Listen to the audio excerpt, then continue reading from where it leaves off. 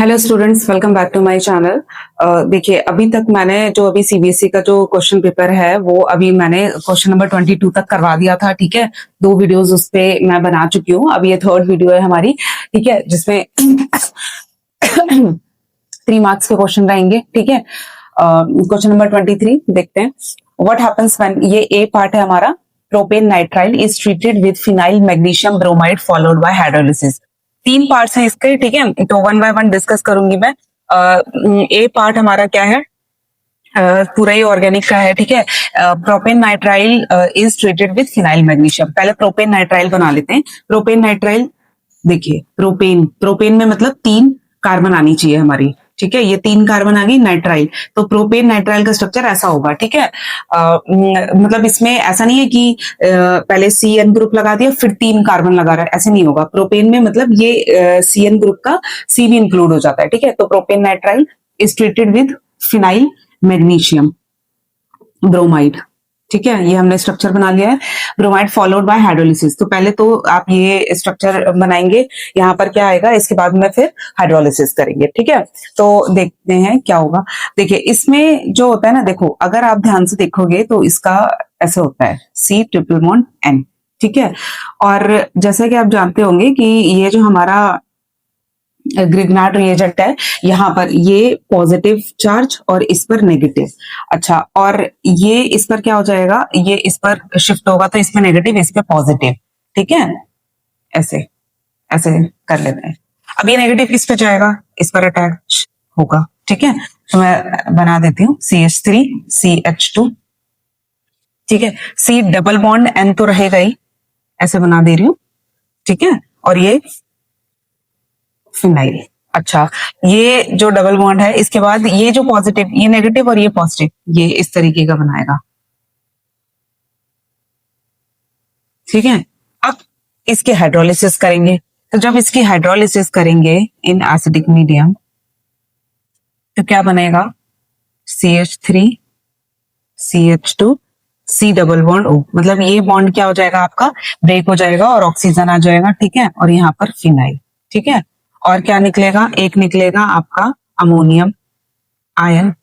ठीक है, और क्या निकलेगा, देखो यहाँ पर तो वाटर, मतलब ये यहाँ पर तो ऑक्सीजन आ जाएगी। ठीक है, और ये हट जाएगा।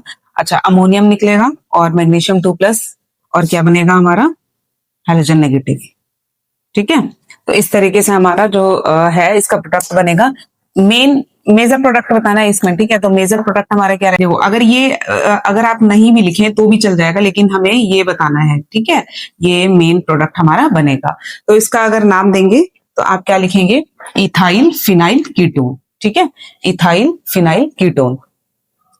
तो प्रोपेन नाइट्राइल को अगर हम ग्रिग्नार्ड रिएजेंट के साथ ट्रीट करवाएंगे और इसकी हाइड्रोलिसिस करेंगे तो हमें कीटोन मिलेगा बेसिकली। ठीक है, तो क्या नाम है, इसे आप लैंग्वेज में लिख सकते हो। अदरवाइज ये देखो, इसमें 3 पार्ट है, 3 मार्क्स का है, तो ये 1 मार्क का है। तो 1 मार्क में अगर आप ये एक्सप्लेन कर देंगे, मतलब ऐसे लिख देते हैं तो भी सफिशिएंट है। ठीक है, मार्क्स सही तरीके से मिल जाएंगे। अच्छा, इसके बाद हम बी पार्ट डिस्कस करें। देखिए, बी पार्ट क्या है, parafluorotoluene is treated with chromic oxide in the presence of acetic anhydride followed by hydrolysis with aqueous acid. पहले इसका स्ट्रक्चर ड्रॉ कर लेंगे। ठीक है, पैरा फ्लोरोटोल्विन,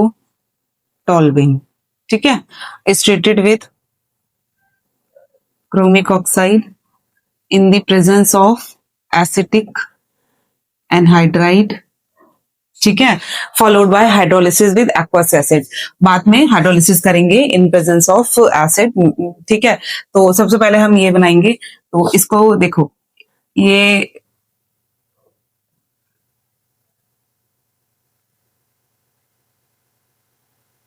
ठीक है, ये स्ट्रक्चर ऐसा बनेगा, ये बीच में एक इंटरमीडिएट बनता है। ठीक है, इसके बाद क्या होगा, जैसे ही इसकी एसिडिक मीडियम में हाइड्रोलिसिस करेंगे तो ये एल्डिहाइड में कन्वर्ट हो जाएगा हमारा। ठीक है, तो हमें जो मेजर प्रोडक्ट मिलेगा वो मिलेगा एल्डिहाइड।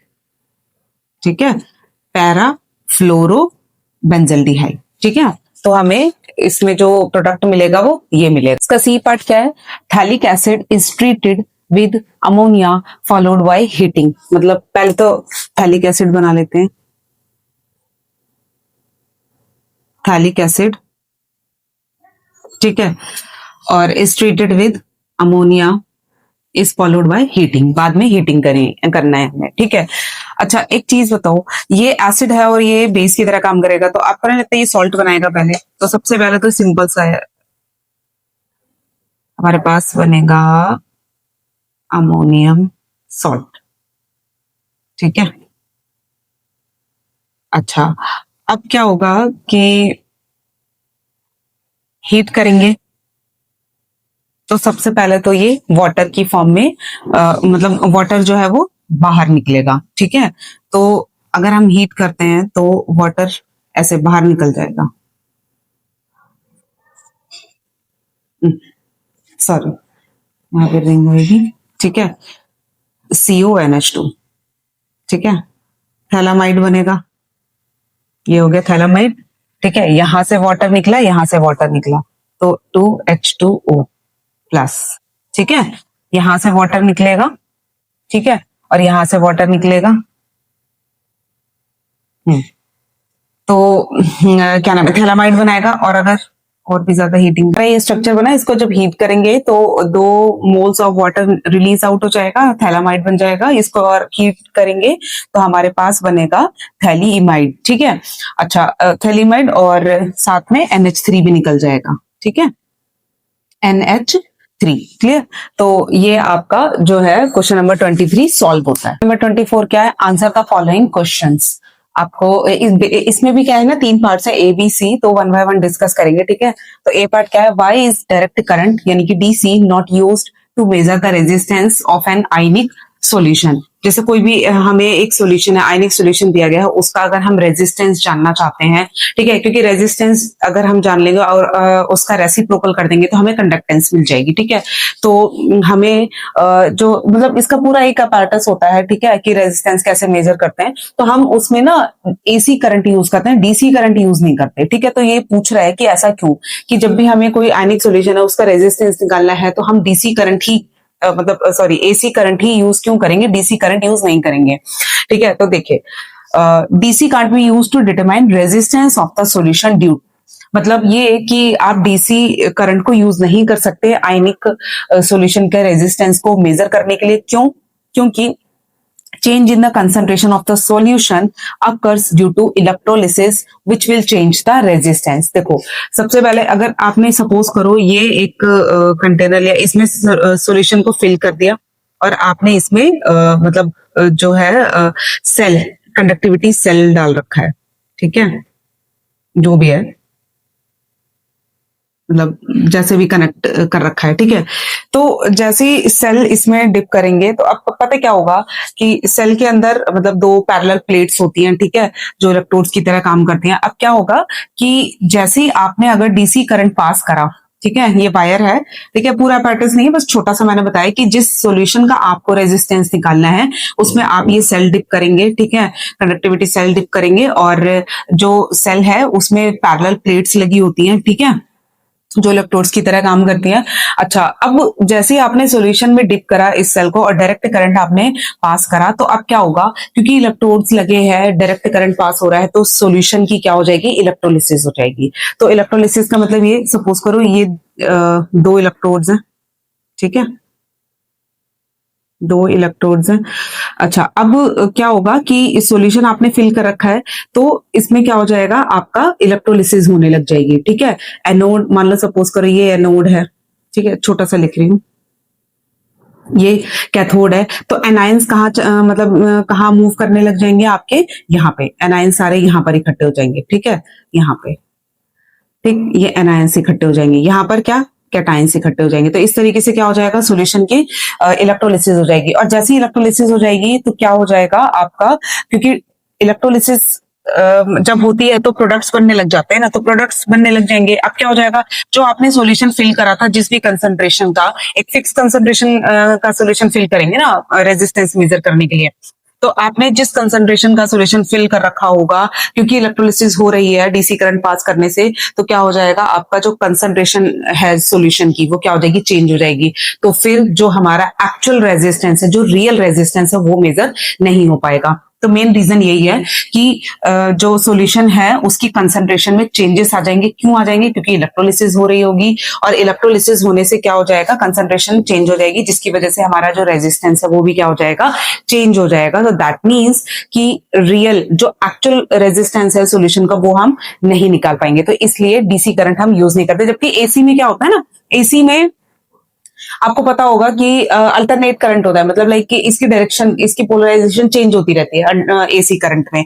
तो मतलब करंट की जब डायरेक्शन चेंज होती रहती है ना, तो मतलब इलेक्ट्रोलिसिस का टाइम नहीं मिल पाता सॉल्यूशन को, ठीक है। बेसिकली मतलब जो आयंस हैं, ठीक है, वो पाइल अप नहीं हो पाते, मतलब इलेक्ट्रोलिसिस नहीं हो पाती, ठीक है। नो नेट केमिकल रिएक्शन, ठीक है, ड्यूरिंग द एसी करंट, ठीक है। मतलब एसी करंट पास करने से कोई नेट केमिकल रिएक्शन नहीं हो पाती, जिसकी वजह से कंसंट्रेशन में कोई चेंजेस नहीं होते, और कंसंट्रेशन जब चेंज नहीं होती तो हमारा जो रेजिस्टेंस है वो रियल निकल कर आता है, ठीक है।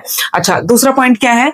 दूसरा पॉइंट भी लगभग इसी की तरह ही है, बस थोड़ा सा इलेबोरेट कर दिया है, ठीक है। वैसे इसी में ही इन्वॉल्व हो रहा है ये पॉइंट, ठीक है। Polarization of the electrode sets in which also changes the resistance. अब ये जो इलेक्ट्रोड्स हैं, ठीक है, इनमें पोलराइजेशन हो जाता है। पोलराइजेशन मतलब भाई कि जो आयंस है वो जब इधर मूव कर जाते हैं तो इनका अपना एक पोटेंशियल जनरेट हो जाता है, ठीक है। यहाँ पर जो आयंस इकट्ठे हो रहे हैं, पाइल अप हो रहे हैं, ठीक है, तो जिसकी वजह से हमारा जो रेजिस्टेंस है, पोलराइजेशन हो गई ना, ठीक है, नेगेटिव इधर पॉजिटिव इधर। तो अब क्या हो गया कि जो हमारा इलेक्ट्रोड्स है उसकी पोलराइजेशन होने की वजह से भी हमारा क्या है, रेजिस्टेंस चेंज हो जाता है। वही बात है कि इलेक्ट्रोलिसिस हो जाती है, इलेक्ट्रोलिसिस से मतलब हमारा जो रेजिस्टेंस है, जो रियल रेजिस्टेंस है सॉल्यूशन का, वो नहीं निकल पाता, ठीक है। तो इसीलिए कभी भी रेजिस्टेंस मेजर करते हुए डीसी करंट को हम यूज नहीं करते हैं, हमेशा एसी करंट को ही यूज करते हैं, ठीक है। बी पार्ट क्या है? Why are the products of electrolysis different for the electrolysis of aqueous solution of silver nitrate with silver electrodes and electrolysis of aqueous solution with platinum electrodes? मतलब ये कि आपके पास सिल्वर नाइट्रेट सॉल्यूशन है, ठीक है, और जब आप इसकी इलेक्ट्रोलिसिस करते हैं और आपने कौन से इलेक्ट्रोड यूज करे हैं, सिल्वर इलेक्ट्रोड्स, ठीक है, और एक तरफ आपने प्लेटिनम इलेक्ट्रोड्स यूज करे हैं, तो दोनों में जो हमारे प्रोडक्ट्स होंगे वो चेंज होंगे, ठीक है। तो बताना है इसका रीजन क्या है, ठीक है, क्यों चेंज होंगे, ठीक। तो सबसे पहले हम देख लेते हैं कि सिल्वर इलेक्ट्रोड्स अगर हम यूज करते हैं तो हमें क्या प्रोडक्ट मिलेंगे, और जो प्लेटिनम इलेक्ट्रोड्स यूज करते हैं तो हमें क्या प्रोडक्ट मिलेंगे, ठीक है। At cathode, at anode. देखो, जो सिल्वर नाइट्रेट सॉल्यूशन है वो कैसे ब्रेक होगा, जब उसकी इलेक्ट्रोलिसिस होगी ऐसे, सिल्वर नाइट्रेट। अब देखो क्या होगा, जब आपने सिल्वर इलेक्ट्रोड्स यूज कर रखे हैं, मैं यहां पर बना देती हूँ, डायग्राम बना देती हूँ, ठीक है। सॉल्यूशन फिल कर लिया सिल्वर नाइट्रेट, ठीक है। दो इलेक्ट्रोड्स आपने यूज करे हैं, कौन से हैं, सिल्वर के ही हैं, ठीक है।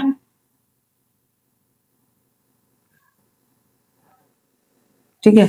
अच्छा, ये जो इलेक्ट्रोड्स आपने जब यूज करे हैं तो एक पे कैसा होगा, पॉजिटिव, और ये नेगेटिव टर्मिनल, इसे बोलते हैं कैथोड, ठीक है, और इसे बोलेंगे एनोड। चलिए, अब यहाँ पे मतलब बैटरी भी लगानी है, वो छोटा सा डायग्राम बनाना है, इसलिए मैंने सारे मतलब पूरी तरीके से दिखाया नहीं है, ठीक है। तो बस समझ जाना, बेसिकली मेरे को यहाँ पे प्रोडक्ट बताने हैं, ठीक है। कैथोड पे क्या होगी, रिडक्शन होगी। रिडक्शन का मतलब क्या, कि देखो जब सिल्वर नाइट्रेट सॉल्यूशन है उसकी इलेक्ट्रोलिसिस होगी तो वो किस में ब्रेक हो जाएगा, सिल्वर प्लस और नाइट्रेट आयन में, ठीक है।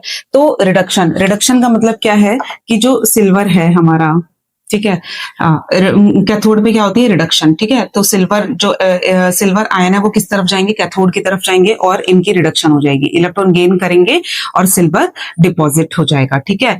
मतलब ये कि सिल्वर नाइट्रेट ब्रेक होगा किसमें, सिल्वर आयन और नाइट्रेट आयन में। तो सिल्वर आयन यहाँ मतलब यहाँ पर आएगा और इलेक्ट्रॉन मतलब लेगा, और सिल्वर जो है डिपॉजिट होता चला जाएगा, ठीक है। कैथोड पे तो हमें और भी ज्यादा, और ये इलेक्ट्रोड्स कैसे हैं, सिल्वर के ही हैं, ठीक है, ध्यान रखना इलेक्ट्रोड्स सिल्वर के ही हैं, तो हमें कैथोड पे और भी ज्यादा सिल्वर मिलता चला जाएगा। अच्छा, एनोड पे क्या होगा, अच्छा एनोड पे पता है क्या है, जाना चाहिए था नाइट्रेट आयन, ठीक है, नाइट्रेट आयन नहीं जा पाएगा, क्यों, क्योंकि यहाँ पर जो हमने इलेक्ट्रोड यूज करा है वो किसका यूज करा है, सिल्वर का, ठीक है। तो अगर मैं ये ले लूं, सिल्वर ले लूं, ठीक है, और एक तरफ मैं नाइट्रेट आयन ले लूं, तो एनोड पे जाना है इन दोनों को, मतलब एनोड पे जाना है। अच्छा, एनोड पे क्या होती है, ऑक्सीडेशन होती है। तो ऑक्सीडेशन मेटल करेगी पहले या फिर ये एनायन करेगा? मेटल की ऑक्सीडेशन पावर जो है वो ज्यादा स्ट्रांग होती है, ठीक है। तो यहाँ पर आप देखेंगे कि जो सिल्वर है ना, सिल्वर जो कि इलेक्ट्रोड की फॉर्म में है, तो सिल्वर जो है वो ऑक्सीडाइज होना शुरू हो जाएगा, इसको करने ही नहीं देगा, ठीक है।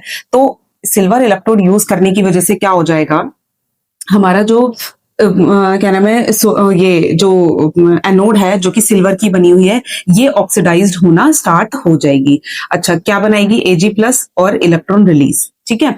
अच्छा, ये Ag प्लस कहा जाएगा, सॉल्यूशन में जाता जाएगा। तो इसको आप ना ऐसे इमेजिन कर सकते हो कि एनोड खत्म होता जाएगा, ठीक है, क्योंकि यहाँ का जो सिल्वर है वो ऑक्सीडाइज होता जा रहा है, और ऑक्सीडाइज होकर जो है वो सॉल्यूशन में, Ag प्लस जो है वो सॉल्यूशन में जाता जा रहा है, Ag प्लस यहाँ जाएगा, ठीक है। अलग से दिखा देती हूँ, मतलब यहाँ का जो Ag है वो Ag प्लस वो यहाँ जाएगा, ठीक है।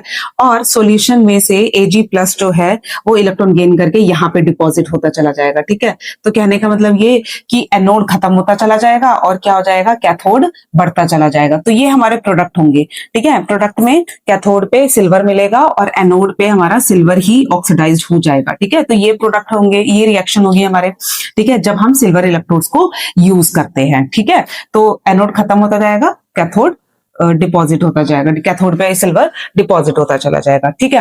अब हम बात करते हैं कि अगर हमने सिल्वर की जगह प्लैटिनम इलेक्ट्रोड्स जो है वो हमने मतलब रख दिया, रिप्लेस कर दिया, ठीक है, तब क्या रिएक्शन होगी, यहाँ पे लिख देती हूँ, एट कैथोड एट एनोड, ठीक है। अब प्लैटिनम इलेक्ट्रोड है ना, प्लैटिनम जो होता है वो इनर्ट होता है, ठीक। तो ये जल्दी से रिएक्शन में पार्टिसिपेट करेगा नहीं, तो रिएक्शन में जब पार्टिसिपेट नहीं करेगा तो कैथोड पे तो रिडक्शन ही होनी है, ठीक है। रिडक्शन मतलब ये कि कैथोड पे तो सिल्वर आयन ही जाएगा, ठीक है, सिल्वर आयन इलेक्ट्रॉन गेन करके सिल्वर ही डिपॉजिट होगा, ठीक है। लेकिन एनोड पे रिएक्शन चेंज हो जाएगी, एनोड पे क्या हो जाएगा, ऑक्सीडेशन। ऑक्सीडेशन किसका होगा, देखो, क्योंकि यहाँ पर ना एक्वा सोल्यूशन हम ले रहे हैं, ठीक है, aqua solution of silver nitrate, तो यहाँ पर वाटर भी पार्टिसिपेट करेगा, ठीक है। इलेक्ट्रोड क्योंकि हमारे प्लैटिनम के हैं, तो यहाँ पर हमारी जो ऑक्सीडेशन है सिल्वर की तो होगी नहीं, ठीक है। बचा क्या, नाइट्रेट आयन। अच्छा, लेकिन वाटर है ना, वाटर उसकी भी मतलब जो उसमें OH नेगेटिव आयन है ना, ये मतलब वाटर के OH नेगेटिव आयन, जैसे वाटर होगा तो वाटर भी तो ब्रेक होगा ना H प्लस और OH नेगेटिव आयन में, तो ऑक्सीडेशन तो सिल्वर की हो गई, ठीक है। लेकिन हमारा जो ये हाइड्रोक्साइड आयन है और जो नाइट्रेट आयन है, इन दोनों में रेसिंग होगी, तो जिसकी वजह से हमारा जो ऑक्सीडेशन है वो इस आयन का होगा, ठीक है। यानी कि एनोड पे हमारे वाटर में से ये वाले आयंस जो है मूव कर जाएंगे, और एनोड पे हमारी जो रिएक्शन होगी वो क्या होगी, हाइड्रोक्साइड आयन मूव करेंगे, ठीक है। इसके कंपैरिजन में तो हाइड्रोक्साइड जो है एनोड पे इकट्ठे होने लग जाएंगे, और ये ऑक्सीजन, वाटर और 2 इलेक्ट्रॉन रिलीज करेंगे, ठीक है। वही 2 इलेक्ट्रॉन जो है वो सिल्वर जो है यूज करेंगे, सिल्वर आयन जो है वो यूज करेंगे, रिडक्शन हो जाएगी इसकी, ठीक है।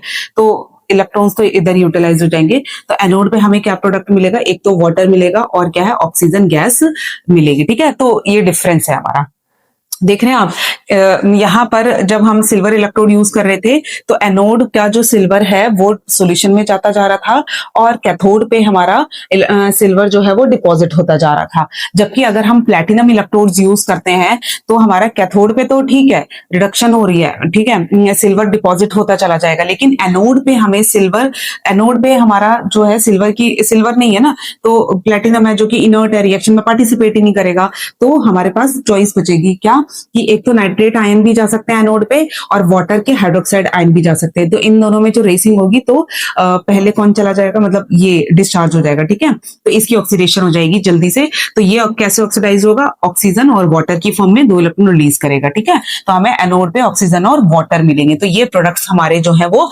चेंज हो जाते हैं। तो देखा जाए ना तो हमें ये चीजें समझ में आ गई, ठीक है। प्लैटिनम इलेक्ट्रोड पे ये प्रोडक्ट होगा, सिल्वर जो सिल्वर इलेक्ट्रोड है वो मतलब हमें ये प्रोडक्ट देंगे। लेकिन इसने पूछा वाई, ऐसा क्यों है, तो आप इसका रीजन यही बताएंगे क्यों, क्योंकि जो प्लैटिनम है दैट इज इनर्ट इलेक्ट्रोड, ठीक है। मतलब platinum does not take participate in the chemical reaction, that's why the products on the platinum electrodes are different from the products obtained using the silver electrodes, ठीक है। तो ये सारी चीजें हम लिख देते हैं अभी, ठीक है। आंसर कैसे लिखेंगे, the products are different because platinum is an inert electrode, मतलब प्लेटिनम जो है रिएक्शन में पार्टिसिपेट नहीं करता क्योंकि वो इनर्ट होता है, ठीक है, and does not participate in the reaction, whereas a silver electrode is active. Silver जो इलेक्ट्रोड है वो आपका कैसा होता है, एक्टिव होता है, इसीलिए and participate in the reaction.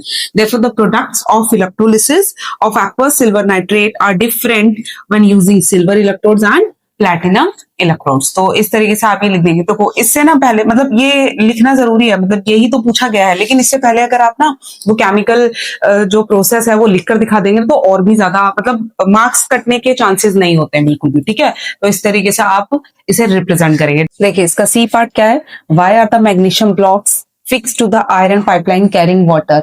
जैसे जो आयरन की पाइपलाइन होती है ना जिसमें वाटर जाता है, तो वहां पर ना क्या है, मैग्नीशियम के ब्लॉक्स फिक्स कर दिए जाते हैं। तो ऐसा क्यों करते हैं, ठीक है, तो देख लेते हैं इसका answer. Magnesium blocks are fix to the iron pipeline to prevent rusting of iron. This method is called sacrificial protection.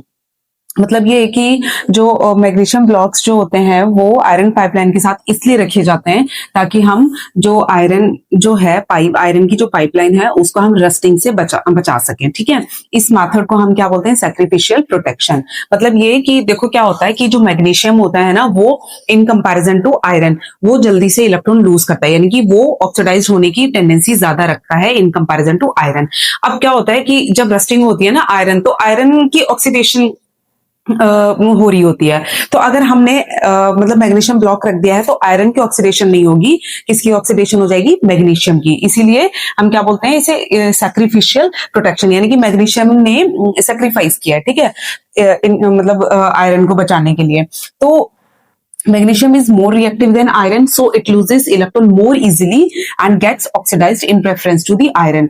ठीक है, मतलब आयरन की ऑक्सीडेशन होनी चाहिए थी बट आयरन की ऑक्सीडेशन नहीं हो पाती है, क्यों, क्योंकि मैग्नीशियम सामने बैठा है और मैग्नीशियम जो है वो जल्दी से ऑक्सीडाइज हो जाता है।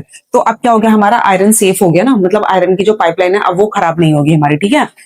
Hence, iron does not get oxidized to Fe2+ and hence rusting is prevented। तो इसी तरीके से क्या हो जाता है, रस्टिंग जो है वो बच जाती है, यानी कि आयरन की जो पाइपलाइन है वो हमारी सेफ हो जाती है।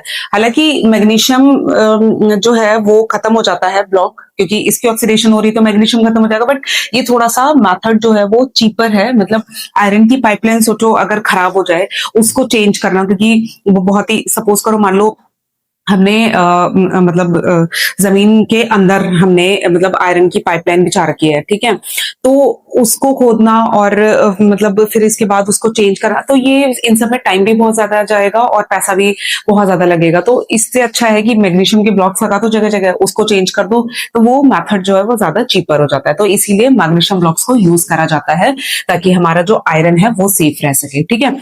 तो अब इसके बाद क्वेश्चन नंबर 25 करते 25। इसमें ना चॉइस है हमारे पास, ठीक है, या तो ए पार्ट करना है या फिर बी पार्ट करना है, ठीक है। तो मैं दोनों ही पार्ट डिस्कस करूंगी। ए पार्ट क्या कह रहा है, when a coordination compound COCl3.6NH3 is mixed with excess of silver nitrate solution, 3 moles of silver chloride are precipitated per mole of the compound। मतलब ये कि आपने ये कंपाउंड लिया कॉपर क्लोराइड अमोनियम का, ठीक है, ये कंपाउंड लिया और आपने साथ में इसमें सिल्वर नाइट्रेट सॉल्यूशन डाल दिया है। तो हमें जो मतलब बाद में जो प्रेसिपिटेशन मतलब जो मिला वो सिल्वर क्लोराइड का मिला, और वो भी 3 मोल्स ऑफ सिल्वर क्लोराइड जो है वो प्रेसिपिटेट आउट हो गए, ठीक है। Right the structural formula of the complex, IUPAC name, its hybridization and magnetic behavior on the basis of valence bond theory। 3 marks का क्वेश्चन है ये, सारी चीज एक्सप्लेन करनी है, ठीक है। तो इसे सॉल्व करते हैं। देखिए क्या है, सबसे पहले आपको कंपाउंड क्या दिया गया है, COCl3.6NH3। देखो इसमें उसने क्या बोला है कि सिल्वर नाइट्रेट सोल्यूशन डाला, ठीक है, आपको जो कंपाउंड मिला, ठीक है, मतलब जो प्रेसिपिटेशन मिले किसके बने थे, किसके मिले थे, 3 मोल्स ऑफ सिल्वर क्लोराइड। अच्छा देखो जो कॉम्प्लेक्स कंपाउंड हमारा जो होता है, जो मतलब कोऑर्डिनेशन कंपाउंड में पार्टिसिपेट करते हैं जो भी चीजें, ठीक है, लिगेंड या मेटल, तो वो तो प्रेसिपिटेट आउट होंगे नहीं, ठीक है, प्रेसिपिटेट वही होंगे जो बाहर हमारे जो कॉम्प्लेक्स कंपाउंड के बाहर जो हमारे आयंस हैं, ठीक है, वो हमारे पार्टिसिपेट करेंगे, ठीक। तो हमें देखो, हमें जो प्रेसिपिटेशन मिला है वो क्लोराइड आयन का मिला है, वो भी 3। इसका मतलब यहाँ पर जो 3 क्लोरीन एटम है वो हमारे कहाँ होंगे, कोऑर्डिनेशन के अंदर होने चाहिए या बाहर होने चाहिए। तो ऑब्वियस सी बात है, हमारा जो कोऑर्डिनेशन बनेगा, कंपाउंड जो बनेगा वो लगभग कुछ ऐसा बनेगा। CO कोबाल्ट है ना, और NH3 और 6 ऐसा।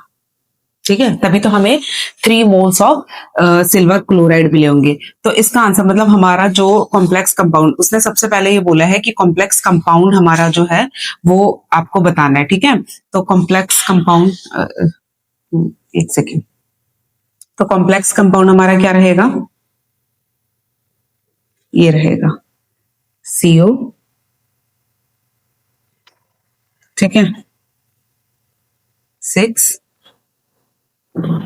और Cl3। ठीक है, हमारा जो कॉम्प्लेक्स कंपाउंड है, मतलब हमारा जो पूरा कंपाउंड है वो ये बनेगा। ठीक है, क्योंकि 3 क्लोरीन जो है वो बाहर है ना, तो इसीलिए तो ये सिल्वर नाइट्रेट सॉल्यूशन के साथ मिक्स होकर हमें क्या बना देंगे, सिल्वर क्लोराइड के प्रेसिपिटेट देंगे। ठीक है, तो इसीलिए हमारे जो 3 के 3 क्लोरीन आयन है वो कहाँ रहेंगे, बाहर, कॉम्प्लेक्स कंपाउंड के अंदर नहीं होंगे। ठीक है, इस कोऑर्डिनेशन कंपाउंड के अंदर नहीं होंगे ये क्लोरीन। ठीक है, तो पहला तो हमारा आंसर ये हो गया। ठीक है, अब इसके बाद आपको क्या बताना है इसमें, मतलब कॉम्प्लेक्स कंपाउंड बता दिया, अब इसकी हाइब्रिडाइजेशन बतानी है और ऑक्सीडेशन स्टेट, IUPAC नेमिंग वगैरह सब करनी है। ठीक है, अब देखो क्या नाम होगा, देखो क्योंकि ये पॉजिटिव स्पीशीज है तो इसको हम पहले लिखेंगे और क्लोरीन को बाद में। तो इसका नाम कैसे लिखेंगे, क्योंकि ये अमाइन ग्रुप है और वो भी कितने हैं, 6, तो इसका नाम क्या हो जाएगा, हेक्सा अमाइन। ठीक है, हेक्सा अमाइन कोबाल्ट, कोबाल्ट की ऑक्सीडेशन स्टेट अभी निकाल दूंगी मैं। ठीक है, इसके बाद क्या है, क्लोराइड। ठीक, ऑक्सीडेशन स्टेट कैसे निकालेंगे, देखो ये 3 क्लोरीन है ना, तो हर एक क्लोरीन पे कितना चार्ज होता है, -1, तो ओवरऑल चार्ज कितना हो जाएगा इस पे, टोटल -3, टोटल 3 क्लोरीन को मिला के। जब इस पे -3 है तो उसको न्यूट्रलाइज करने के लिए यहाँ पर क्या लगाना पड़ेगा हमें, +3। ठीक है, अच्छा ये जो +3 है, अब देखो हमारे पास जो ये मतलब आयन बना है, तो हम इसको देख लेते हैं। देखो कोबाल्ट की हमें निकालनी है, तो इसलिए X प्लस, देखो 6, और अमीन की कितनी होती है, 0 होती है, ऑक्सीडेशन स्टेट न्यूट्रल होता है, और इज इक्वल टू में कितना आएगा, +3। तो X की वैल्यू कितनी आ जाएगी, +3, यानी कि हमारी जो मेटल की जो ऑक्सीडेशन स्टेट है वो कितनी आ जाएगी, 3। तो इसलिए आप क्या लिखेंगे, 3। ठीक है, तो इस तरीके से इसका IUPAC नेम हो जाएगा hexa amine cobalt 3 chloride, IUPAC name हो गया। चलिए अब इसकी ना हाइब्रिडाइजेशन स्टेट निकालेंगे। ठीक है, हाइब्रिडाइजेशन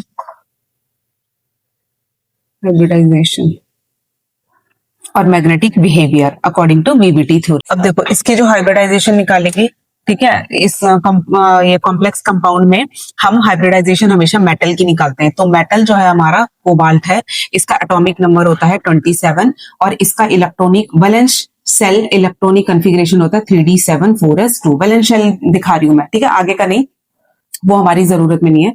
अच्छा, जब कोबाल्ट जो +3 ऑक्सीडेशन स्टेट में है, तो इसका क्या हो जाएगा, 2 इलेक्ट्रॉन इसमें से, 1 इलेक्ट्रॉन इसमें से, तो 3d6 बचेंगे। तो मैं आपको बता देती हूँ इसकी जो हाइब्रिडाइजेशन कैसे रहेगी। देखो D, ठीक है, ये रहे D, 4 5 और एक 6। ठीक है, अच्छा अब यहाँ पर ये 3d बैठा है और ये 4s बैठा है।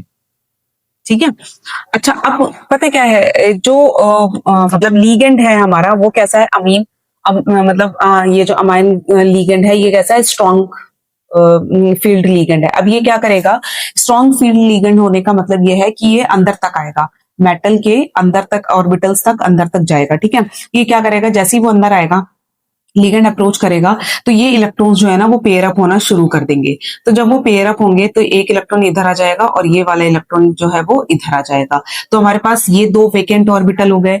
ठीक है, और ये S हो गया।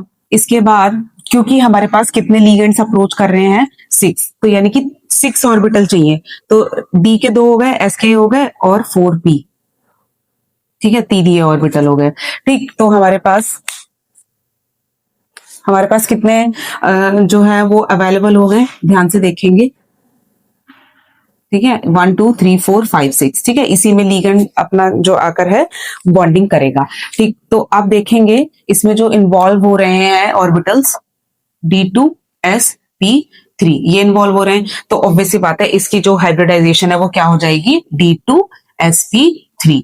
ठीक है, D2sp3 हाइब्रिडाइजेशन समझ में आ गई। D2sp3 कैसे आई है, क्योंकि अमाइन जो है हमारा वो स्ट्रॉन्ग फील्ड लिगेंड है, जिसकी वजह से वो अंदर तक आएगा, और अंदर तक आने की वजह से क्या हो जाएगा, इलेक्ट्रॉन्स जो है वो पेयर अप होना स्टार्ट हो जाएंगे, जिसकी वजह से हाइब्रिडाइजेशन क्या रहेगी, D2sp3। तो हाइब्रिडाइजेशन क्लियर हो गई। अब हम आ जाते हैं इसके मैग्नेटिक बिहेवियर पे। मैग्नेटिक बिहेवियर, अभी आपने देखा कि जो कोबाल्ट है जब लिगेंड के साथ मतलब बॉन्डिंग करेगा तो सारे इलेक्ट्रॉन जो है वो क्या हो जाएंगे, पेयर अप हो जाएंगे। तो इसका जो मैग्नेटिक बिहेवियर है वो कैसा रहेगा, डायामैग्नेटिक। ठीक है, मतलब ये डायामैग्नेटिक बिहेवियर शो करेगा, कोई भी इसमें मैग्नेटिज्म नहीं रहेगा। क्यों, क्योंकि इलेक्ट्रॉन पेयर अप जब हो जाते हैं तो उनका जो मैग्नेटिज्म है वो कैंसिल आउट हो जाता है। ठीक है, तो इसीलिए जब भी इलेक्ट्रॉन पेयर हो जाते हैं तो वो कौन सा बिहेवियर शो करते हैं, मतलब जो मेटल है वो कौन सा, या जो आयन है वो कैसा बिहेवियर शो करेगा, डायमैग्नेटिक। और अगर हमारे पास अनपेयर्ड इलेक्ट्रॉन बच जाते हैं तो हमारा जो मतलब आयन है वो कैसा बिहेवियर शो करता है, पैरामैग्नेटिक। तो इसका मैग्नेटिक बिहेवियर क्या हो जाएगा, डायमैग्नेटिक। तो आप इस तरीके से इसे एक्सप्लेन कर सकते हैं, मतलब आप ये रिएक्शन लिखकर दिखा सकते हैं, ठीक है, और कॉम्प्लेक्स कंपाउंड बना के दिखा सकते हैं। ठीक है, फिर इसके बाद आपको नेक्स्ट स्टेप में आईयूपीएसी नेम लिखना है, फिर उसकी हाइब्रिडाइजेशन बता देनी है। ठीक है, हाइब्रिडाइजेशन जो मैंने लिखा था आप वैसे भी थोड़ा सा करके दिखा सकते हैं, अदरवाइज आप ये डायरेक्ट ये लिखकर दिखा सकते हैं, और फिर इसके बाद आप मैग्नेटिक बिहेवियर बता सकते हैं, डायमैग्नेटिक बिहेवियर है इसका। ठीक है, तो इस तरीके से हमारा ये वाला जो ए पार्ट है वो फिनिश होता है। अब बी पार्ट जो कि इसकी चॉइस में है वो वाला पार्ट हम डिस्कस करेंगे। देखिए, जो क्वेश्चन नंबर 25 के चॉइस में था, मतलब ए वाला तो हमने कर लिया, अब उसकी चॉइस में बी वाला पार्ट है। अब इसके 3 पार्ट है, ठीक है, तो वन मतलब फर्स्ट पार्ट हम डिस्कस कर रहे हैं, how many geometrical isomers are possible in each of the following complexes. 2 complexes दिए गए हैं और आपको बताना है कि किसमें कितने ज्योमेट्रिकल आइसोमर्स बन रहे हैं। ठीक है, तो सबसे पहले हम देख लेते हैं ये वाला जो हमारा फर्स्ट जो कॉम्प्लेक्स है वो हमारा ये है क्रोमियम, और 3 जो है ऑक्सिलेट आयन है। ठीक है, बेसिकली ये रहेगा। तो ऑक्सिलेट आयन ऐसे करके बनाएंगे, ठीक है, और ये रहा ऑक्सिलेट आयन। ठीक, तो ये आपको देखने को मिलेगा जो क्रोमियम है। अब इसमें आपको ज्योमेट्रिकल आइसोमेरिज्म तो दिखेगा ही नहीं, मतलब सिस और ट्रांस कैसे दिख रहा है, तीनों के तीनों सेम ही है, तो इसलिए यहाँ पर कोई भी हमारा ज्योमेट्रिकल आइसोमर नहीं होने वाला है। ठीक है, तो इसमें ज्योमेट्रिकल आइसोमेरिज्म 0 है। अब सेकंड वाले को देख लेते हैं, इसमें हमारे कितने ज्योमेट्रिकल आइसोमर्स बनेंगे, आई मीन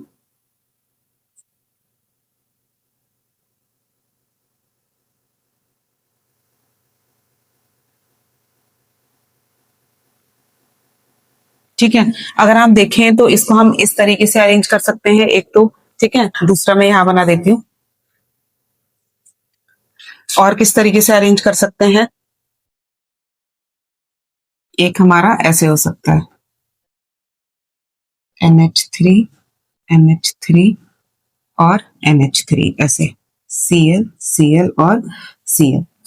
ठीक है, तो एक मतलब लाइक ऐसे है। अब देख लेते हैं, देखो यही 2 आइसोमर्स बनेंगे ज्योमेट्रिकल इसमें। ठीक है, देखिए तो ये कौन कौन से आइसोमर्स, इनका नाम मैं बता देती हूँ आपको। जब ये इस तरीके से देखो, ये एक ऐसे, ये एक प्लेन में बैठे हुए हैं, ठीक है, ऐसे मैं बता देती हूँ। देखिए यहाँ पे कोबाल्ट है सेंटर में, ठीक है, एक अमोनिया इधर, मतलब ये अमाइन इधर, एक अमाइन इधर, एक क्लोरीन इधर, एक क्लोरीन इधर, और एक अमाइन जो है वो यहाँ लगा है, और एक क्लोरीन जो है नीचे। तो ये इस तरीके से, तो 2 अमाइन इधर है और एक इधर है। ठीक है, तो जब इस तरीके का अरेंजमेंट होता है तो हम इसे क्या बोलते हैं, फेस आइसोमर। क्या बोलते हैं इसे, फेस आइसोमर। ठीक है, फेस आइसोमर। ठीक, और ये दूसरा वाला जो है इसमें कोबाल्ट सेंटर में है, 2 अमाइन इधर और तीसरा अमाइन इधर है।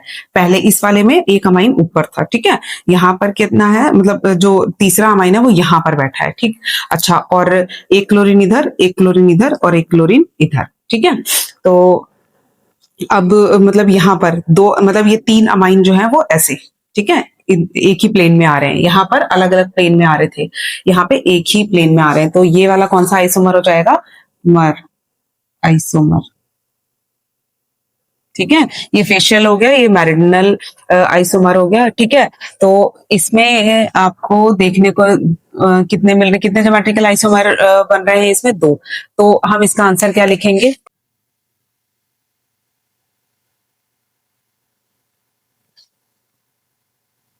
डजंट हैव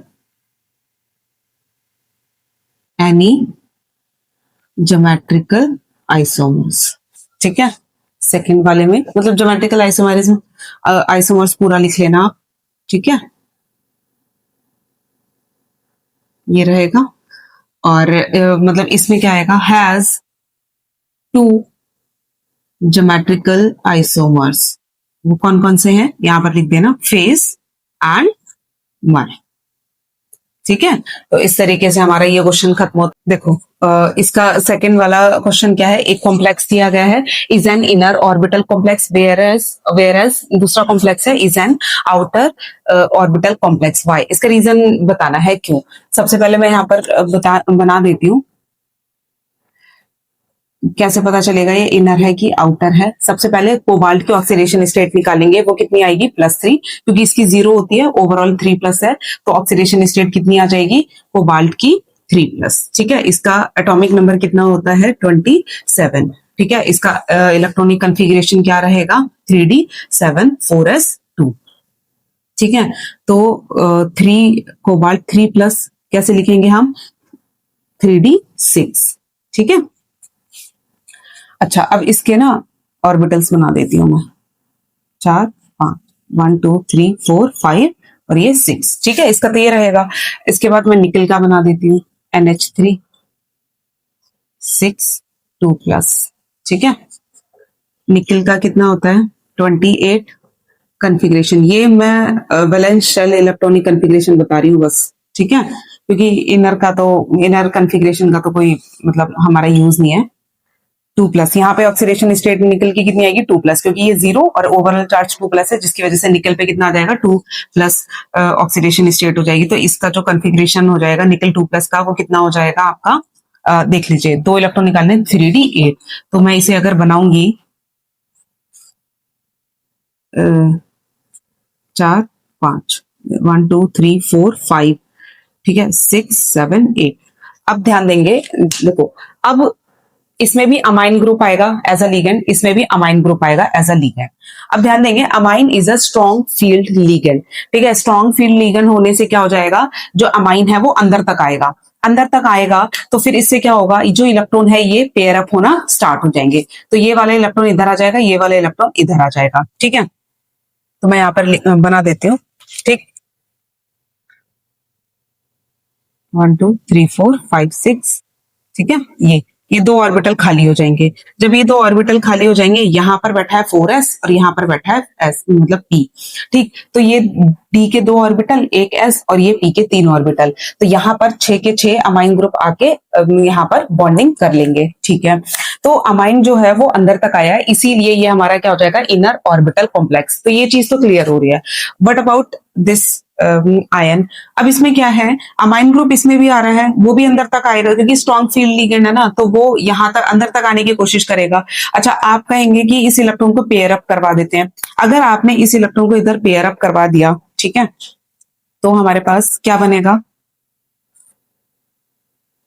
1 2 3 4 5 6 7 8, ये एक ऑर्बिटल खाली है, और 4s, तो 1 2 3 4 5, 5 ही ऑर्बिटल खाली हुए, तो यानी कि एक और ऑर्बिटल खाली करना पड़ेगा। वो कौन सा हो जाएगा? डी। कौन सा? डी। देखो ये 3d है, ये 3d ऑर्बिटल है, मैं यहाँ पर लिख देती हूँ, ठीक है। ये कौन सा है ऑर्बिटल? 3d। ये कौन सा है? 4s। ये कौन सा है? 4p। ये कौन सा है? 4d। तो आपको नहीं लगता? देखो अब 6 के 6 अमाइन आने हैं, तो एक तो इसमें आ जाएगा, ठीक है, मैं डॉट से क्रॉस से दिखा देती हूँ। एक इसमें आ जाएगा, 2 3 4 5, तो एक ये। तो मतलब हमारी जो हाइब्रिडाइजेशन है वो क्या हो जाएगी? DsP3d, ठीक है। देख रहे हो, इसमें जो हाइब्रिडाइजेशन आएगी हमारी, मैं यहाँ पर लिख देती हूँ, DsP 3D। लेकिन ये ऐसी हाइब्रिडाइजेशन कुछ होती नहीं है, ठीक है, तो ये पॉसिबल नहीं हो पाएगा। जबकि यहाँ पे जो हाइब्रिडाइजेशन आ रही है वो D2sp3, ये पॉसिबल है बीबीटी के अकॉर्डिंग। ठीक, तो ये वाली हमारी हाइब्रिडाइजेशन पॉसिबल नहीं होती, इस वजह से इस तरीके का मतलब ये पेयरिंग नहीं होती है। पेयरिंग नहीं होती है तो इसका मतलब ये है कि जो अमाइन ग्रुप है वो क्या करेगा, मतलब सारे के सारे बाहर वाले ऑर्बिटल यूज करेगा। देखो 1 2 3 4, ठीक है, 5 और 6। तो इसकी जो हाइब्रिडाइजेशन बनेगी वो sp3d2 बनेगी। ठीक है, sp3d2 यानी कि जो d ऑर्बिटल है वो बाहर वाला यूज करेगा अमाइन ग्रुप, ठीक है, बॉन्डिंग के लिए, जबकि इसमें अंदर वाला, इसमें पेयरिंग हो रही है। ठीक है, तो इसलिए क्या हो जाएगा कि क्योंकि यहाँ पर जो है आपका d ऑर्बिटल बाहर वाला यूज हो रहा है, तो इसीलिए तो इसे बोल रहे हैं आउटर ऑर्बिटल कॉम्प्लेक्स। ठीक है, तो ये क्यों है, क्योंकि अगर हमने पेयरिंग करवा दी, पेयरिंग करवाने से क्या हो, तो हाइब्रिडाइजेशन आएगी वो मतलब इनवैलिड होगी। तो इस वजह से हमारा जो ये वाला कॉम्प्लेक्स है ये इनर ऑर्बिटल कॉम्प्लेक्स बनाता है, जबकि ये कैसा बनाता है, आउटर ऑर्बिटल कॉम्प्लेक्स। तो आप ये ऑर्बिटल डायग्राम बनाकर आप दिखा सकते हैं कि ये वाली हाइब्रिडाइजेशन इसमें पॉसिबल है, इसमें ये वाली पॉसिबल है। ठीक है, इस वजह से हमारा जो है दोनों का जो ऑर्बिटल कॉम्प्लेक्स है वो अलग बनेगा, ये इसमें इनर बनेगा, इसमें आउटर बनेगा। ठीक है, अब थर्ड पार्ट जल्दी से डिस्कस कर लेते हैं। का थर्ड पार्ट क्या है, right the formula of Wilkinson catalyst and it's use. ठीक है, Wilkinson catalyst has the formula. ठीक है, पहले तो फॉर्मूला लिखेंगे, ठीक है, रोडियम क्लोराइड ट्राइफिनाइल फॉस्फीन, मतलब 3 बार लिखेंगे ये। ठीक है, it is a homogeneous catalyst used for the hydrogenation of alkenes to alkanes in the presence of hydrogen gas. तो बेसिकली क्या है, हाइड्रोजनेशन रिएक्शन के लिए यूज होता है। ठीक है, एल्कीन्स को अगर किस में कन्वर्ट करना है, एल्केन्स में, बाय यूजिंग हाइड्रोजन गैस। ठीक है, तो वहां पर एज अ होमोजेनियस कैटलिस्ट की तरह हम यूज करते हैं। इसका फॉर्मूला ये रहेगा। ठीक, होमोजेनियस कैटलिस्ट मींस कि मतलब इसका जो फेस है वो वही रहेगा जो कि हमारा रिएक्टेंट का रहेगा। ठीक है, रिएक्टेंट अगर लिक्विड में है तो ये लिक्विड में रहेगा, गैस में है तो गैस में रहेगा, जो भी है, बट जो एल्कीन्स है वो लिक्विड सॉल्यूशन में रहेगा, तो ये भी हमारा लिक्विड फॉर्म में रहता है। ठीक है, तो होमोजेनियस कैटलिस्ट का मीनिंग ये है। नंबर 26 क्या है, calculate the vapour pressure of solution containing 61 gram of benzoic acid जिसका मॉलिक्यूलर मास है 122 ग्राम पर मोल, dissolved in 500 gram of benzene when the vapor pressure of pure benzene at this temperature is 60 torsion। ठीक है, pressure 60 torsion है। assume complete dimerization of benzoic acid in benzene। तो देखो यहाँ पे देखने को हमें मिल गया सॉल्यूशन का वेपर प्रेशर निकालना है और हमें प्योर सॉल्यूशन मतलब प्योर सॉल्वेंट का भी वेपर प्रेशर दिया हुआ है, तो ऑब्वियसली बात है relative lowering in vapour pressure वाला फॉर्मूला हम लगाएंगे। ठीक है, क्या होता है, P naught minus P S upon में पी नॉट, और यहाँ पर आ जाएगा हमारा number of moles of solute divided by में number of moles of solvent. ठीक है, अच्छा, अब यहाँ पर एक चीज और ध्यान देंगे, यहाँ पर उसने ये बोला, खुद ही बोल दिया कि बेंजोइक एसिड का जो है वो डाइमराइजेशन हो जाता है। डाइमराइजेशन का मतलब ये है कि 2 मॉलिक्यूल मिलकर एसोसिएट हो जाते हैं। तो जब भी डाइमराइजेशन हो जाता है या फिर मतलब एसोसिएशन के केस में क्या होता है, देखो वेंटो फैक्टर आ जाएगा अब यहाँ पर, तो वेंटो फैक्टर मतलब आई, तो जिसकी वैल्यू एसोसिएशन के केस में 1 में n होती है। n क्या है, जितने नंबर ऑफ मॉलिक्यूल्स मतलब एसोसिएट हो रहे हैं, तो यहाँ पर कितने मॉलिक्यूल्स, डाइमराइजेशन मतलब 2 मॉलिक्यूल्स। ठीक है, तो आई की वैल्यू कितनी आ जाएगी 1/2, तो मैं यहाँ पर आई फैक्टर भी लगाऊंगी। ठीक है, तो अब हमें क्या निकालना है, पी एस की वैल्यू निकालनी है। पी नॉट मतलब क्या है हमारा, देखो अब ये न्यूमेरिकल सॉल्व करना है तो इसमें क्या करेंगे, पी नॉट की वैल्यू रखेंगे। पी नॉट क्या है हमारा, तो हमारा जो पी नॉट यानी कि जो प्योर वेपर प्रेशर है बेंजीन का वो कितना है 66 टॉर्जन। इसके बाद अगर हम नंबर ऑफ मोल्स निकालेंगे किसके, सॉल्यूट के, तो गिवन मास 61 अपॉन में 122 जो कि उसका मोलर मास है, तो इसके नंबर ऑफ मोल्स निकालेंगे 0.5। इसके बाद हम number of moles of solvent निकालेंगे। ठीक है, यानी कि जो हमारा बेंजीन है, बेंजीन का जो गिवन मास है 500, उसका मोलर मास होता है 78। ठीक है, बेंजीन का दिया नहीं है, आपको कैलकुलेट करना है मोलर मास। ठीक है, इसके बाद इसको जब सॉल्व करेंगे 6.41। ठीक है, तो नंबर ऑफ मोल्स आ गए हैं। अब हम इसमें वैल्यूज पुट कर देंगे। हमें पी नॉट की वैल्यू कितनी दे रखी है 66। ठीक, पी एस हमें निकालना है और पी नॉट कितना है 66। ठीक, आई की वैल्यू है 1/2 और आपका N2 की वैल्यू है 0.5। ठीक, और N1 की वैल्यू है 6.41। ठीक है, अब पीएस की वैल्यू निकालेंगे, 66 को इधर लेकर जाएंगे, ठीक है, और इसको जब सॉल्व करेंगे तो यहाँ पे 33, ठीक है, जब सॉल्व करेंगे तो 0.780 के अप्रॉक्स आएगा। अच्छा, और ये देखो आपका 33 मल्टीप्लाई 0.0780, ठीक है, ये 66 माइनस पीएस मतलब कि सॉल्यूशन का हमारा वेपर प्रेशर, ठीक। अच्छा, और 66 माइनस यहां से पीएस की वैल्यू निकालेंगे। अब इसको ना मल्टीप्लाई कर लेते हैं फटाफट से, 780 33, ठीक है, 24,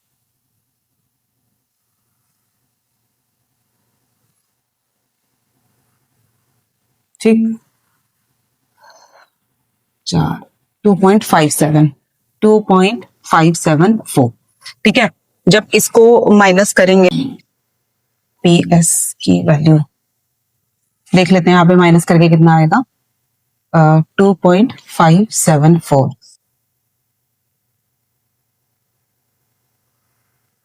ठीक है, कितना आ रहा है 63.42, ठीक है, टॉर्जन।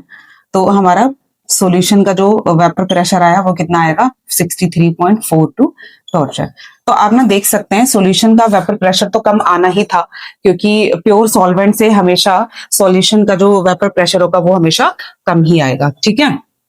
हाँ, तो इस तरीके से क्वेश्चन नंबर 26 सॉल्व होता है। अब क्वेश्चन नंबर 27 क्या है, consider the decomposition of hydrogen peroxide as per the equation given below. आपको इक्वेशन दी गई है, ठीक है, और रिएक्शन हो रही है। हाइड्रोजन पेरोक्साइड जो है वो डिकम्पोज हो रहा है वाटर और O2 में, ठीक है, एल्कलाइन मीडियम में हो रहा है। अच्छा, the mechanism for this reaction was found to be. आपको दो स्टेप्स दिए गए मैकेनिज्म में, एक स्लो स्टेप है और एक फास्ट स्टेप है, ठीक है। अब इसमें क्या बताना है, A part write the rate law expression, ठीक। बी पार्ट क्या है, determine the order of the reaction with respect to hydrogen peroxide I negative and overall order of the reaction. C part क्या है, what is the molecularity of the reaction in step 2, ठीक है। तो one by one हम चीजें discuss करेंगे। देखो, सबसे पहले मैं आपको बता देती हूँ, जो भी हमारी रिएक्शन होती है ना, उसका मैकेनिज्म होता है, उसमें जो भी स्लोएस्ट स्टेप होता है वही हमारा क्या होता है, रेट डिटरमाइनिंग स्टेप होता है, ठीक है। उसी से हम रेट बता सकते हैं, उसी से हम ऑर्डर भी बता सकते हैं, ठीक है। तो सबसे पहले अगर हमें ए पार्ट लिखना है, right the rate law expression, तो आप क्या लिखेंगे, जो कि हमारा यहाँ पर स्लो स्टेप है। तो रेट, सबसे पहले मैं ए पार्ट यहां लिख देती हूँ, ठीक है, rate law, sorry, rate law expression. तो रेट क्या बनेगा आपका के, ठीक है, और हमारा जो रिएक्टेंट इन्वॉल्व हो रहा है स्लोएस्ट स्टेप में, क्या क्या इन्वॉल्व हो रहा है, एक तो H2O2 यानी कि पेरोक्साइड, हाइड्रोजन पेरोक्साइड, और एक है हमारा आई नेगेटिव। तो ये तो हमारा ए पार्ट डन, ठीक है, क्योंकि उसने right the rate law expression, rate law expression हमारी यही है, ठीक है। अब इसके बाद उसने बोला है कि बी वाले पार्ट में कि आपको एक तो हाइड्रोजन पेरोक्साइड का और आई नेगेटिव इसका ऑर्डर बताना है और ओवरऑल ऑर्डर भी बताना है। तो आप यहाँ पर देख सकते हैं, जब हमारी रेट एक्सप्रेशन में हमारा जो निकल कर आया है वो हाइड्रोजन पेरोक्साइड की पावर कितनी है, यहाँ पर कुछ नहीं है तो 1, और आई नेगेटिव की भी पावर क्या बनी जाएगी 1। तो इसका मतलब जो हमारा हाइड्रोजन पेरोक्साइड है और जो हमारा आई नेगेटिव है, इसके मतलब इन दोनों रिएक्टेंट का जो ऑर्डर है वो क्या आएगा 1। ए पार्ट हो गया। अब इसका बी पार्ट कर देते हैं। बी पार्ट में क्या है, order of reaction with respect to H2O2 is 1 and with respect to iodine negative is 1. तो overall order of the reaction, क्योंकि रेट लॉ में हमारा ये भी इन्वॉल्व हो रहा है, ये भी इन्वॉल्व हो रहा है, और दोनों का ही ऑर्डर कितना है 1 1। तो ठीक है, कितना हो जाएगा 2, ठीक। तो ये हमारा बी पार्ट भी सॉल्व होता है। अब सिंपल सा रहेगा सी पार्ट, हमें ना मॉलिक्यूलरिटी बतानी, वो भी सेकंड स्टेप की। तो आप फर्स्ट स्टेप में देखेंगे मॉलिक्यूलरिटी कितनी आ रही है, क्योंकि दो रिएक्टेंट इन्वॉल्व हो रहे हैं, तो फर्स्ट स्टेप में भी मॉलिक्यूलरिटी कितनी आएगी 2, और जो हमारा मतलब सेकंड स्टेप है, हमें सेकंड स्टेप की बतानी है, तो उसमें भी हमारे 2 मॉलिक्यूल ही इन्वॉल्व हो रहे हैं रिएक्शन में, तो वही उसकी क्या हो जाएगी मॉलिक्यूलरिटी, ठीक है। तो molecularity of the reaction in step 2 is 2, ठीक है। अब इसके बाद उसने बोला है कि बी पार्ट 2 इज, कितनी हो जाएगी 2। ठीक है, क्योंकि दो मॉलिक्यूल इन्वॉल्व हो रहे हैं, जितने मॉलिक्यूल रिएक्शन में इन्वॉल्व होते हैं वही उसकी क्या हो जाती है, मॉलिक्यूलरिटी। ठीक है, तो इस तरीके से क्वेश्चन नंबर 27 होता है। क्वेश्चन नंबर 28 देखिए क्या है, इसके ना 3 पार्ट्स हैं। ठीक है, और ये 3 मार्क्स का जो है वो लास्ट क्वेश्चन है। इसके बाद फिर हमारे 5 मार्क्स के क्वेश्चन स्टार्ट हो जाएंगे। ठीक, तो इसमें 3 पार्ट्स दिए गए, वन बाय वन हम डिस्कस करेंगे। ए पार्ट क्या है, which isomer of C4H9 bromine is most reactive towards SN1 reaction। SN1 reaction concept ना आए मतलब पेपर में तो ये हो ही नहीं सकता। SN1 SN2 बहुत इंपॉर्टेंट है ये टॉपिक। ठीक है, SN1 क्या है, न्यूक्लियोफिलिक सब्स्टिट्यूशन यूनिमोलिकुलर रिएक्शन। इसमें क्या होता है, अगर आपको पता हो तो इसमें कार्बोकेटायन बनता है। तो कार्बोकेटायन जब बनता है, इंटरमीडिएट जो बनता है हमारा, तो कार्बोकेटायन जिसमें ज्यादा स्टेबल होगा वही हमारी मतलब उसी के थ्रू हमारी रिएक्शन होती है। ठीक है, तो देख लेंगे कि कौन सा जो है वो हाईली रिएक्टिव होगा। ठीक है, जिसमें हमारा कार्बोकेटाइन ज्यादा स्टेबल बनेगा तो वही हमारा जो है आइसोमर ज्यादा रिएक्टिविटी शो करेगा। ठीक है, तो पहले इसके ना आइसोमर ड्रॉ कर लेते हैं। ठीक है, C4H9Br, एक तो सिंपल सा ये बनाएंगे आप। हाइड्रोजन और कार्बन को वेरीफाई कर लेना। ठीक है, कार्बन 4 है, ब्रोमीन है, हाइड्रोजन 9 होने चाहिए। 3 2 5, 2 7 और 2 9। एक तो ये आइसोमर हो गया। इसके बाद आप ये बना सकते हैं, क्योंकि 4 है ना, तो ये बना सकते हैं आप। ठीक है, क्लियर। और क्या बना सकते हो इसका आइसोमर, ये बना सकते हो, ये वाला आइसोमर बना सकते हो। ठीक है, कार्बन हाइड्रोजन पूरे सभी में वेरीफाई कर लेना, बिल्कुल सही होना चाहिए, फॉर्मूला सेम रहना चाहिए, मतलब मॉलिक्यूलर फॉर्मूला। ठीक है, इसके बाद और क्या आइसोमर बन सकता है, ये वाला आइसोमर बन सकता है। ठीक है ना। और और क्या बनेगा, और तो नहीं बन सकता, है ना। चलिए, तो इसके ना 4 आइसोमर मैंने बनाया।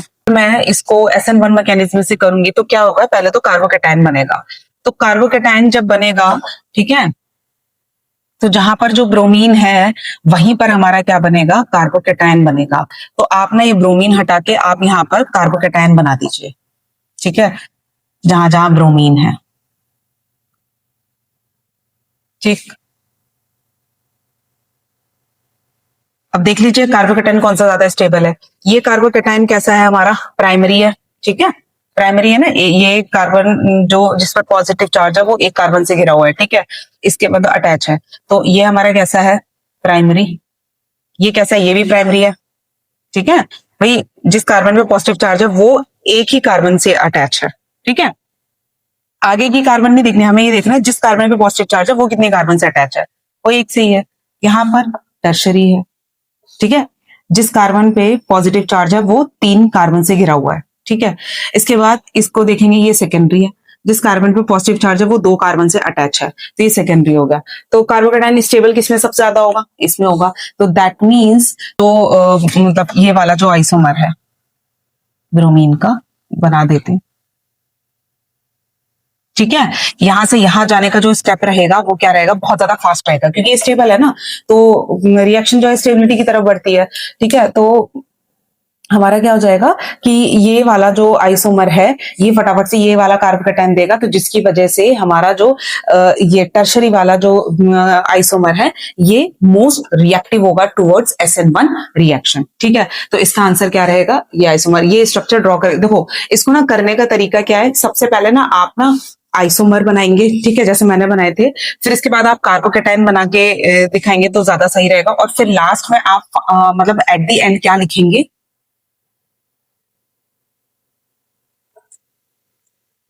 तो आप बता सकते हैं।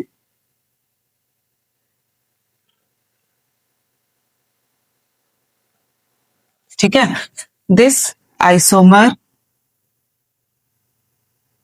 Will be, this isomer of will be most reactive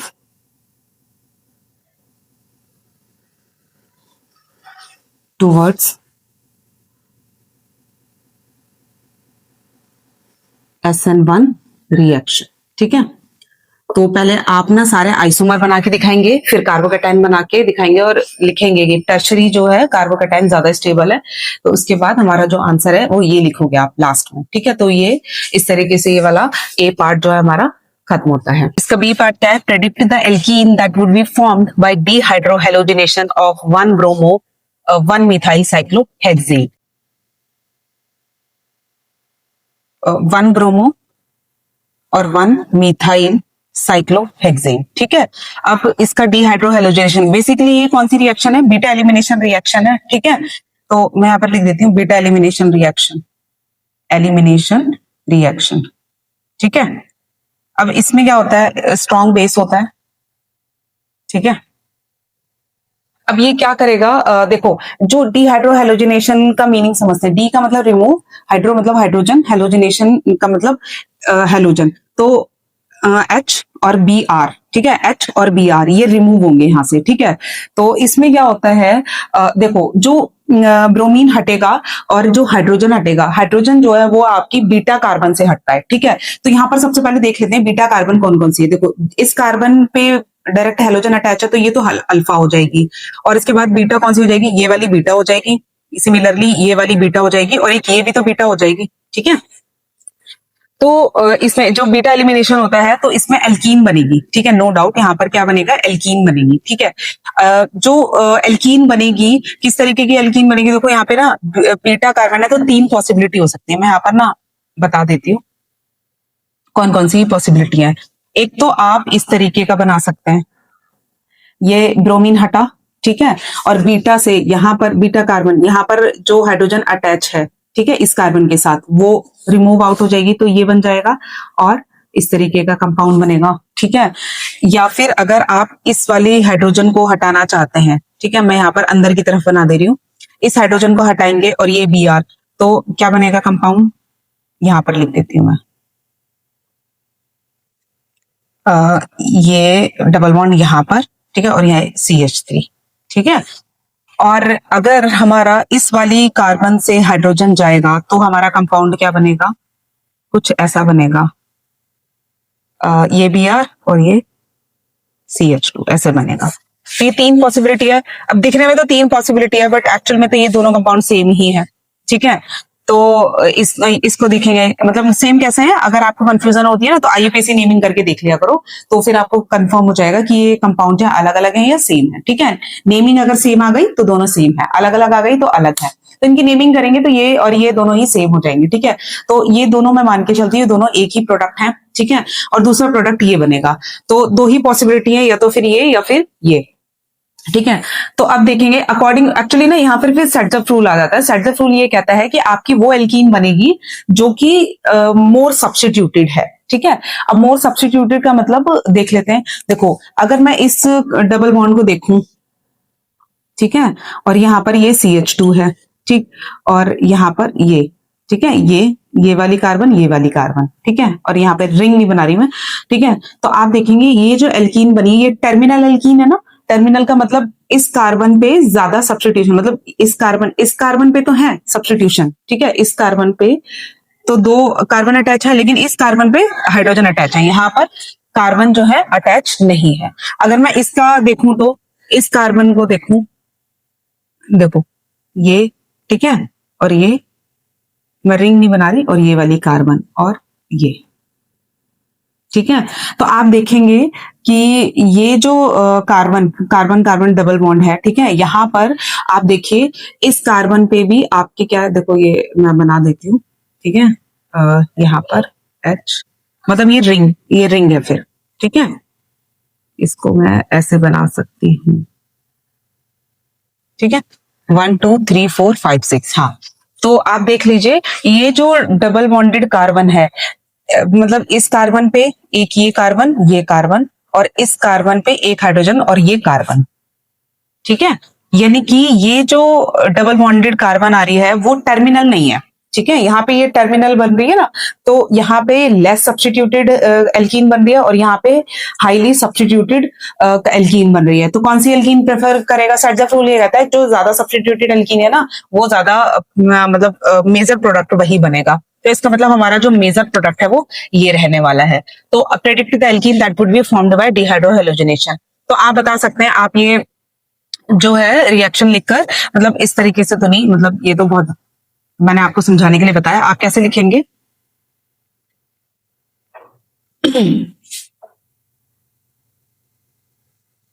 आप लिखेंगे ऐसे, ये, ठीक है, एक ये एल्कीन और ये एल्कीन, ठीक है। तो आप लिखेंगे यहाँ पर मेजर प्रोडक्ट, ये रहेगा आपका मेजर प्रोडक्ट, ठीक है। तो कौन सी एल्कीन प्रेफर हो जाएगी? आपकी क्या नाम है, ये रिंग के अंदर वाली एल्कीन, ठीक है। ये आपकी देखो 1 2 3 4 5 6 ऐसे ही करेंगे, डबल बॉन्ड भी कवर होना चाहिए, ग्रुप भी आना चाहिए हमारा, ठीक है। तो इसका नाम क्या हो जाएगा? 1 पे मिथाइल है और साइक्लोहेक्सीन है और 1 पे ही ईन है, तो 1 मिथाइल साइक्लोहेक्स 1 ईन, ठीक है। तो ये वाला हमारा प्रोडक्ट जो है वो मेजर हो जाएगा, ठीक है। अब देखिए इसका सी पार्ट क्या है, although chlorine shows strong minus E effect yet it is ortho and para directing in electrophilic aromatic substitution reactions, why? ठीक है, देखो जो हमारा हेलोजन होता है वो स्ट्रॉन्गली इलेक्ट्रो विड्रॉइंग ग्रुप होता है, ठीक है, यानी कि वो माइनस आई इफेक्ट दिखाता है, स्ट्रॉन्ग दिखाता है, हेलोजन है, ठीक है।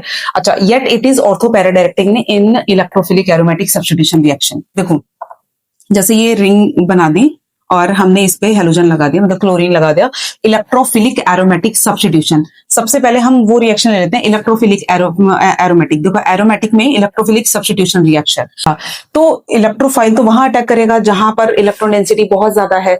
अब लेकिन हेलोजन तो इलेक्ट्रो विड्रॉइंग ग्रुप है, यानी कि ये रिंग से इलेक्ट्रॉन खींच रहा है, तो रिंग पे तो इलेक्ट्रॉन डेंसिटी ज्यादा होनी नहीं चाहिए, यानी कि ये इसका अटैक जो है यहाँ पर स्टेबल होना नहीं चाहिए, लेकिन ऐसा तो होता है। हम तो इलेक्ट्रोफिलिक सब्स्टिट्यूशन रिएक्शन देखते हैं हेलोजन के केस में, तो ऐसा क्यों है? तो देखो ये भले ही माइनस आई इफेक्ट दिखाता है, लेकिन क्योंकि इस पे लोन पेयर प्रेजेंट होने की वजह से ये क्या होता है, प्लस आर इफेक्ट भी दिखाता है। मतलब ये कि ये लोन पेयर इधर शिफ्ट होते हैं और ये इधर, ठीक है। अब मैं इसके रेजोनेटिव स्ट्रक्चर बना के दिखा देती हूँ, ठीक है। देखो ये नेगेटिव इधर और ये रहा, ठीक है, पॉजिटिव, क्योंकि लोन पेयर इधर चले गए, ठीक है, बाकी लोन पेयर इधर है, ठीक। अब इसके बाद क्या होगा, ये इधर जाएगा और ये इधर, ठीक है, ये नेगेटिव, ये इस तरीके का, ठीक है। अब इसके बाद क्या होगा, ये अगेन इधर और ये इधर, डबल बॉन्ड इधर और ये इधर, ठीक है। अब क्या रहेगा, ये इधर और ये इधर, ठीक है, यानी कि बैक टू नॉर्मल। यहां बना देती हूँ, जगह नहीं है, या ये रहा, ठीक है, क्लियर। तो हमारा ये इस तरीके का कंपाउंड, तो देखा आपने कि जो क्लोरीन की लोन पेयर है वो रेजोनेंस में पार्टिसिपेट करके, मतलब रिंग पे देखो इलेक्ट्रोफिलिक डेंसिटी, मतलब सॉरी इलेक्ट्रॉन्स की डेंसिटी देखो ऑर्थो और पैरा पे बढ़ा रहे हैं, ठीक है, प्लस आर इफेक्ट की वजह से। तो इसी वजह से क्या होगा, अब इलेक्ट्रोफाइल जो इजीली अटैक करेगा, उसे नेगेटिव चार्ज दिख गया ना, मतलब इलेक्ट्रॉन डेंसिटी दिख गई ना यहाँ पर और यहाँ पर, यानी कि ऑर्थो और पैरा इन दोनों पे ही क्या करेगा, वो अटैक कर देगा, ठीक। तो यही तो बताया ना था कि जो क्लोरीन है वो माइनस आई इफेक्ट दिखाने के बावजूद हमारा जो इलेक्ट्रोफाइल है वो ऑर्थो और पैरा पे अटैक कर जाता है, क्यों? तो इसका रीजन आप बताएंगे कि प्लस आर इफेक्ट की वजह से। अच्छा, तो माइनस आई इफेक्ट का क्या? तो माइनस देखो, भले ही प्लस आर इफेक्ट दिखा रहा है ये, ठीक है, ऑर्थो पैरा डायरेक्टिंग ग्रुप है, माइनस आई इफेक्ट का मतलब ये है कि माइनस आई इफेक्ट भी काम करेगा तो ये रिंग को इतना ज्यादा एक्टिवेट नहीं होने देगा। मतलब ये कि भले ही ये इलेक्ट्रोफिलिक एरोमेटिक सब्स्टिट्यूशन रिएक्शन देगा, ठीक है, लेकिन ये रिंग को डीएक्टिवेट करके देगा, मतलब इतनी ज्यादा हाई रिएक्टिविटी यहाँ पर नहीं होगी, ठीक है। तो इस वजह से इसे बोलते हैं ना डीएक्टिवेटिंग, ये रिंग डीएक्टिवेटिंग ग्रुप होता है ये, ठीक है, रिंग को डीएक्टिवेट करता है, क्योंकि minus I effect plus R effect भी है, माइनस आई इफेक्ट भी है, लेकिन माइनस आई इफेक्ट इसका ज्यादा डोमिनेट कर जाता है इसी वजह से, ठीक है। तो हम इसका देखो आंसर कैसे लिखेंगे, आंसर कैसे लिखेंगे, chlorine shows minus I effect due to high electronegativity, high electronegative element है ना क्लोरीन, तो इस वजह से माइनस आई इफेक्ट, और plus R effect due to lone pairs on chlorine, ठीक है। अभी हमने देखा, तो ड्यूरिंग इलेक्ट्रोफिलिक सब्स्टिट्यूशन रिएक्शन, ठीक है, chlorine donates electron density to the ring by resonance, मतलब रेजोनेंस करवा के वो रिंग पे इलेक्ट्रॉन डेंसिटी बढ़ाता है, ठीक है। इससे क्या होता है, increasing electron density at ortho and para position, मतलब इससे क्या हो जाता है, ऑर्थो और जो पैरा पोजिशन है उस पे हमारी इलेक्ट्रॉन डेंसिटी बढ़ जाती है, ठीक है। इसके बाद आप क्या लिखेंगे, therefore reaction becomes deactivated overall because minus I dominates. मतलब ये कि रिएक्शन होती तो है लेकिन वो डीएक्टिवेटेड होती है, ठीक है, क्योंकि माइनस आई इफेक्ट डोमिनेट करता है, बट ओरिएंटेशन हमेशा क्या रहेगी, ऑर्थो पैरा। क्यों रहेगी? क्योंकि प्लस आर जो है वो डायरेक्ट करवाता है, ठीक है, सब्स्टिट्यूशन को। ठीक, तो इसी वजह से मतलब इस तरीके से हमारे क्वेश्चन नंबर 28 मतलब खत्म होता है। आप देख लेना कि इसके बाद ये वाला लिखना है, ठीक है। चलो, तो ये हमारे ना 2 और 3 मार्क्स के क्वेश्चन यहाँ पर खत्म होते हैं। अब तो नेक्स्ट वीडियो आएगी, लास्ट वीडियो रहेगी हमारी, और उसमें 5 मार्क्स के क्वेश्चन रहेंगे, ठीक है।